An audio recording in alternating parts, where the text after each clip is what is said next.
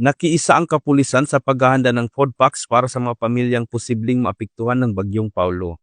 Dumating na sa DSWD Field Office 1 Regional Warehouse sa Biday, San Fernando City, La Union, ang tinatayang 3,400 family food packs na karagdagang stockpile mula sa National Resource and Logistics Management Bureau.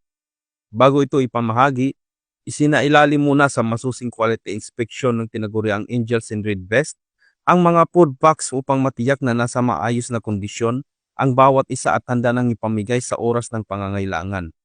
Bahagi ito ng buong bansa handa program ng DSWD na naglalayong tiyakin ang kahandaan ng pamahalaan sa mabilis at agarang pagtugon sa anumang kalamidad sa pamamagitan ng maagang paglalagay ng mga pagkain at pangunahing pangangailangan sa mga regional at satellite warehouses, pati na rin sa iba't ibang pre-positioning area sa buong rehiyon.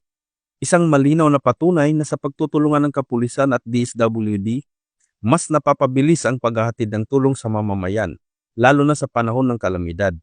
Mula dito sa Ilocos Region, ako ang inyong PNN correspondent, Police Staff Sergeant John Del Supremo, alagad ng batas, tagataguyod ng balitang pulis.